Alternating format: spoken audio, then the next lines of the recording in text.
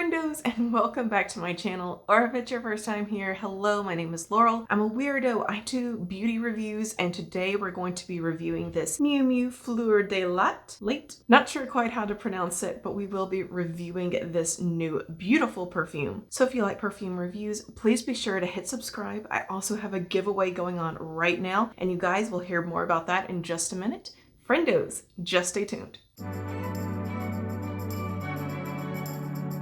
So guys, let me start out by telling you, this is one of those perfumes that I'm glad I did not make a first impressions video on. I've had this a few days now in my collection, and believe me, it has been a journey with this fragrance. So let's go ahead and give it a spray. What you're seeing in my hand right now is a 1 ounce bottle.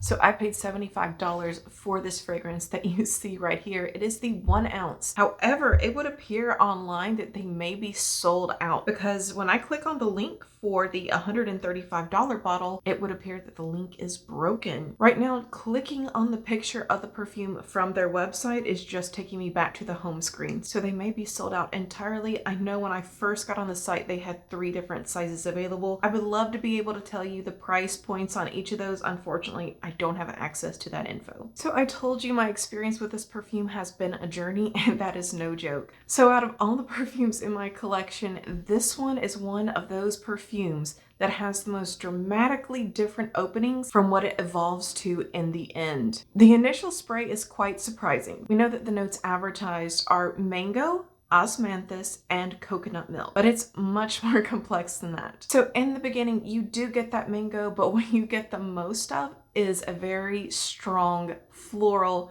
powdery floral, I even want to say outdated floral, but that goes away, thank God, because my first initial reaction was, oh no, I have made a mistake. I thought that this was going to be a more gourmand fragrance. I mean, that's how it's marketed. It looks like a little cake. You see what appears to be mango syrup coming out of the bottle in all their ads. You know, I'm expecting like eat your arm off goodness. But that's not what I got in this opening. The opening really does remind me a lot of Versace Ross Parfum and Dolce & Gabbana Light Blue, but imagine those two together, even more powdery, and again, a little bit more outdated. It has a little bit more of that outdated feel in the initial opening. So after the dry down sets in, that is when that beautiful, strong coconut vibe comes into the perfume and starts to project off the skin. This is not going to be a high projectile fragrance.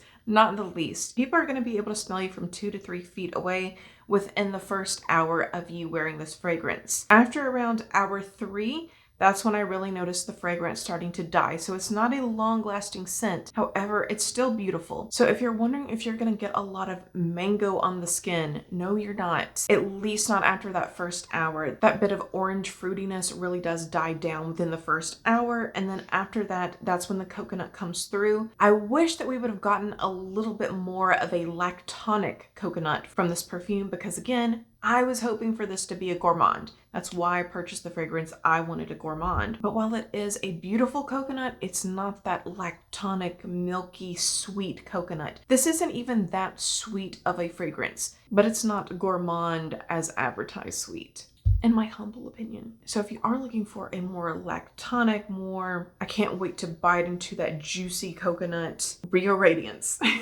Rio Radiance is very similar to this perfume, and it just came out. This Rio Radiance body spray is a remake. So this was initially named Tan Lines. It had like a more pinky red packaging. Same fragrance. If you already own that one, then you own this one. I'd also say if you were looking for a more gourmand and you wanted something a little fancier, then the Tom Ford Soleil Blanc, you'll get that in this one, and it's a little bit more long lasting. However, this is dramatically more expensive. The one that I just showed you, the Sol de Janeiro, is very cheap. So even though it was not the gourmand that I was dreaming of, it's still a beautiful fragrance. I'm happy to have this in my collection. Again, this I would describe more as a floral more so than anything. There are those fruity elements. You're still going to get a high quality coconut. It's just not going to be that milky sweet lactonic coconut. I don't feel like outside those beginning to middle notes that you are going to get a lot of mango. It's just the florals really do come through and they take center stage here. Now, I wish that I had a good mango in my collection. to recommend you guys, but I just don't. I don't own a lot of fruity scents. So that's something I will be looking for this summer. If you guys have any suggestions on good mango perfumes, please be sure leave that in the comments down below. I would love to hear your opinions and hear all about the perfumes that you own. So we've talked about the scent. Now let's talk about the packaging. So this is very similar to the classic Miu Miu style bottle. So this appears to be a white porcelain, like a little cake, very true to their standard container. Now, if you're wondering, what box did this come in? Friendos, I got so excited because I purchased this using PayPal and it showed up that I was receiving a package from Prada. So apparently Prada owns Miu Miu. I was like, okay, this box is probably going to be top tier. This box will probably be something that I save and keep it for a future background setup. Okay. Here's what I got. So from the outside, it just looked like a regular cardboard box. That was disappointing. But then you open it up and it's actually really cute. So we have the Miu Miu logo. It's got a nice fabric texture to it. I wish that they would have implemented more of that on the outside. I understand that maybe it would get trashed in the mail, but I don't know. I felt like they could have done a little bit more considering they put so much effort into the inside. It had some pink tissue paper, and so this is the unit carton. My sister's correcting me in the background here that it came in. Nice, beautiful blues. I love this. You remember that really nice Airbnb that we stayed at that was all blue in Florida? Like these shades everywhere and the white. Yeah, one day I want to decorate a house with these shades. So I'm saving this for inspiration. Okay, so over my birthday celebrations, I accumulated 2 new perfumes that I feel are very similar to this Miu Miu perfume, and the fact that the evolution is undeniable. So the first perfume that I want to talk to you guys about is Tokyo Milk, Honey and the Moon. Now this perfume has probably the cutest packaging I've ever seen. And if you're trying to compete in my giveaway and you're looking for that secret word, the secret word is perfume, P-R-F-U-M-E. And you're gonna wanna use that creatively in a sentence down below. Now this perfume right here is drastically different from the dry down to the finish. So let's talk about that. Upon first spray, you think that you are getting milk and honey. I mean, straight up, there's not a lot of complexity to this perfume, and I've been catching myself sort of layering this with other perfumes. I really do like the initial impression that this one gives right after spraying. It smells really nice. It's very feminine, but the dry down is so different. Now, I'm not complaining, but the dry down is much more masculine. And what you're going to get from that dry down is something that's akin to a golden tobacco leaf. I would even say a golden tobacco blossom. So are you going to smell like a cigarette? No. Are you going to smell like chewing tobacco? No. I'm talking about a pure undefiled tobacco leaf is what you're going to get with this. And you'll also get a more vanilla note in this as well. But again, it stays masculine from that point on. So this one is not that expensive. It retails for around $44, but it smells expensive. If what I just described sounds good to you, it's definitely one to give a try. Now the second perfume is Alice Brooklyn Sunfruit. For this one, it's been a tall drink of nostalgia for me. This one reminds me so much of Ralph Rocks by Ralph Lauren. That one was my go-to in my high school years. Really lovely perfume. Of course, it's discontinued now, so I was really happy to get this because the opening is Ralph Rocks. You can't deny it. It smells exactly like Ralph Rocks. So it is like a tall drink of sunshine. The citrus comes through.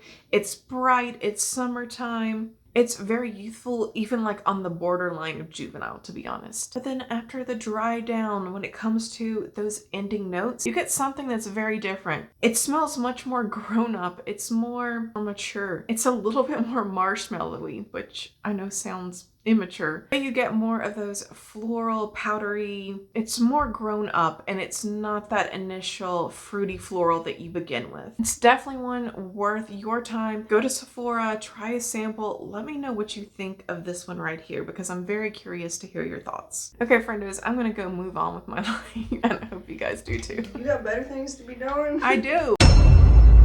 Okay, friendos, I am so sorry to tell you guys goodbye today, but I think we have reached our time. As always, I wish you guys a phenomenal rest of your day. Again, thank you for clicking on this video and thank you for watching all the way to the end. I really do appreciate you choosing to spend your free time here with me. I do hope that you gleaned some good information here today. Let me know your thoughts on the Miu Miu perfume if you've tried it, how you feel about it not really being so gourmand, because I feel like I broke a lot of hearts today talking about about how it wasn't so gourmand. That's just my opinion, friendos. If you did have a good time here today, please don't hesitate to give this video a big thumbs up. Subscribe if you have not done so already, because if not, we'll both have to live in the sorrow of never knowing what could have been.